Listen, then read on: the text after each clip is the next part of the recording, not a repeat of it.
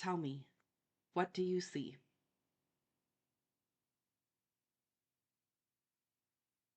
I'm guessing you said a dot. And if you did, you're not wrong. There is a dot. But did you notice all of this other space here? All of this? Yeah. This entire page is white. There's so much space here, right? So much blank, beautiful open space. And almost all of us will zero in on the dot and completely miss everything else. And that, my friend, is exactly what the enemy is counting on. That dot, that's the thing that's going wrong in your life right now. The hard thing, the scary thing, the unanswered thing.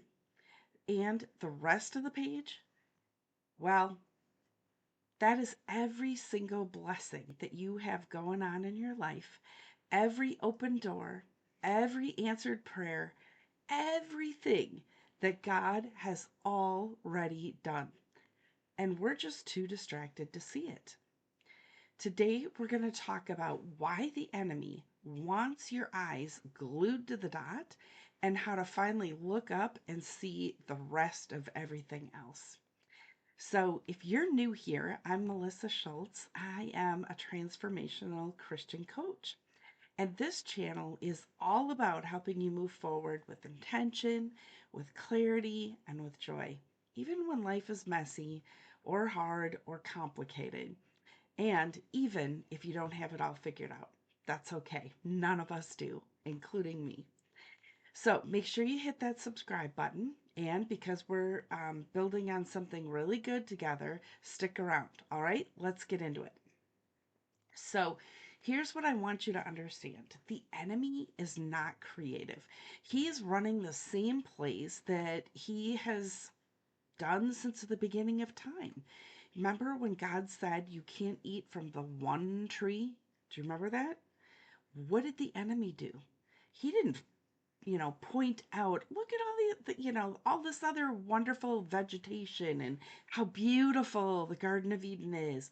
No, he redirected them right to that one tree because that's what the enemy does. And this is one of his favorites.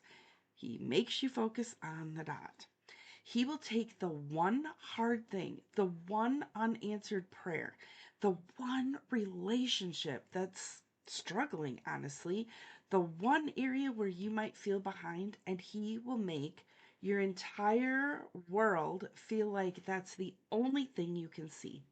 He's very good at making you focus on the tiny dot and making it feel like the tiny dot is the whole page, that it's your whole entire life. Why? Because a distracted, discouraged, defeated person is not a dangerous person. That is the bottom line. It keeps you stuck staring at the problem or staring at the dot.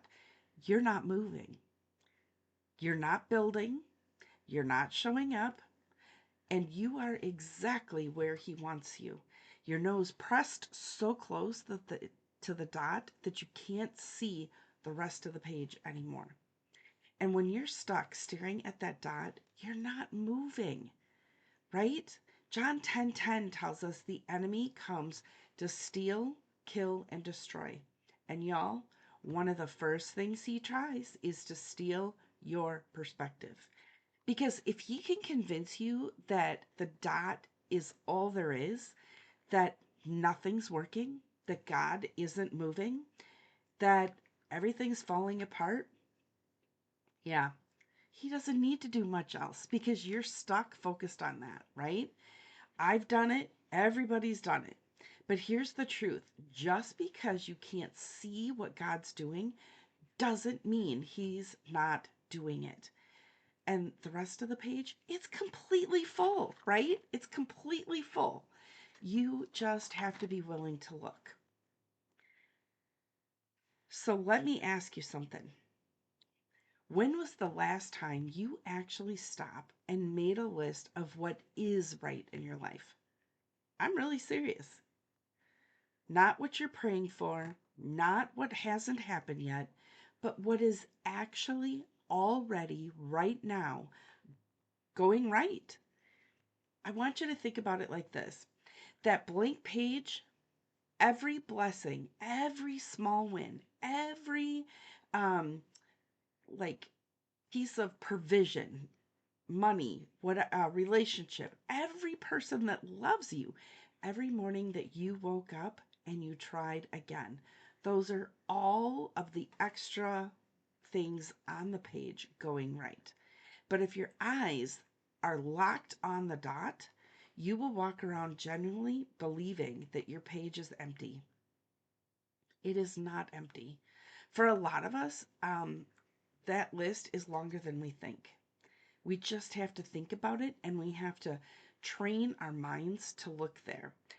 Neuroscience, actually, I love geeking out about this, so hang with me. If you don't like this, I get it. Just hang with me. But neuroscience actually backs this up.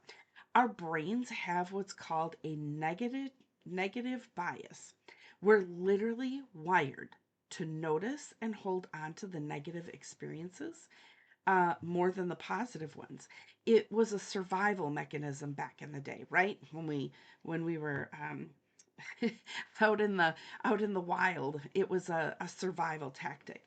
But in our everyday lives, it keeps us anxious, it keeps us stuck, and frankly ungrateful without us even realizing it.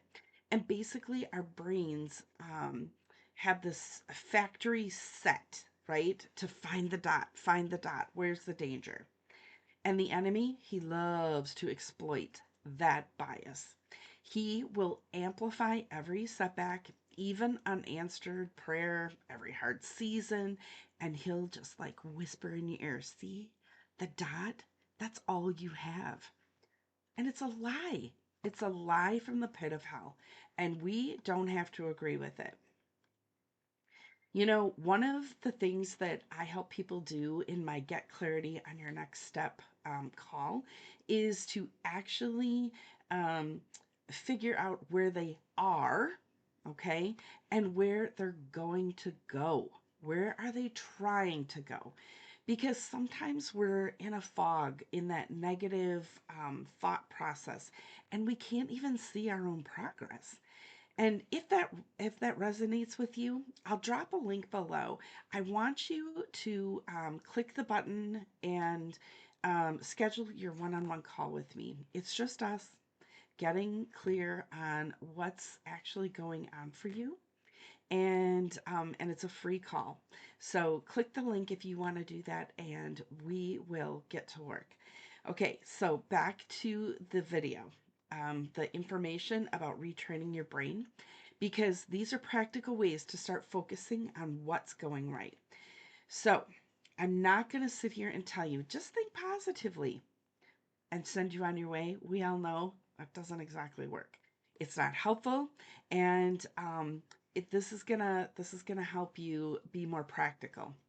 So one, I want you to start a what's going right list, a daily what's going right list. Every morning or every evening, I want you to write down 3 to 5 things that are going right, big or small. I don't care. Your coffee was perfect today. Your kid laughed today. You woke up today. You had a revelation in your quiet time with God. Every item that's on your list is filling the rest of the page, deliberately, intentionally choosing to see more than just the dot. Philippians 4:8 tells us to think on things that are true and noble and right and lovely and admirable.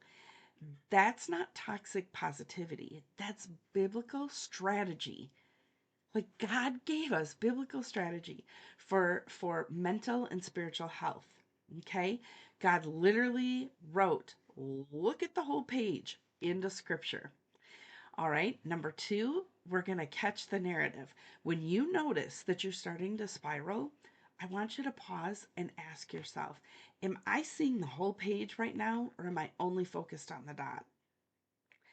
Because here's the thing, the dot is real. I'm not going to tell you it's not. We're not going to pretend it isn't there.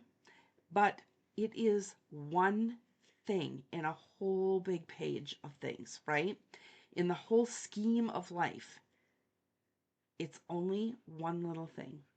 And the enemy is really loud, but he only ever wants to talk about the negative thing. All right. Number 3, we're going to celebrate small wins out loud. Seriously, say it. Tell someone. Write it down. Every time you acknowledge a win, even a tiny one, you are adding ink to the rest of that page. You are making the evidence visible, very, very visible. So I want you to tell somebody, maybe even say it out loud. It doesn't matter, but do it. Celebrate those small wins. I want you to, number 4, surround yourself with people who remind you of your progress. Community matters. When you're in a season where all you see is the negative, honestly, sometimes we do have seasons like that. I get it. I really, really do. But you need someone outside of your head to hold up the rest of the page and say, friend, look at all of this. Look how far you've come. That's what good mentors and coaches and friends are for. So, joy is not being naive. It is a weapon. And I want you to see something that I'm going to say something that might surprise you. Joy, choosing joy in a hard season, it's not ignoring the dot. It's refusing to let that dot or that negative thing be the whole story. And we can choose our thoughts. Nehemiah 8:10 says, "The joy of the Lord is your strength." Not happiness, not your circumstances going perfectly, joy, which means it's available to you even when that negative thing is very, very real. All right? When you choose to look at the rest of your life, when you choose to look at gratitude, and say the things that you're grateful for out loud over grumbling, because let's face it, grumbling is easy. But when you do that, you do trust over panic. You are engaging in a spiritual warfare. Don't underestimate that. That enemy is lurking. He is. So I want you to be real intentional. And you're saying, enemy, you put that there to distract me. And I see what you're doing, and I'm not staying here. That is powerful. That is not weakness. That is faith in action. And listen, I know some of you are in seasons where that dot feels enormous. Believe me, I've had that season real recently. And I'm not making light of the pain, but what I am saying is that even in the hard seasons, the rest of the page, the rest of your life is still there. God's faithfulness um, doesn't go into despair because we're struggling to see it, okay? It just means that we have to be more intentional about looking for it. And if you're in one of those seasons right now, one of those hard seasons where you just feel like you can't find your footing, where you're not sure what your next step is, or you've lost sight of the path, maybe, that's exactly why I created the Get Clarity on Your Next Step call.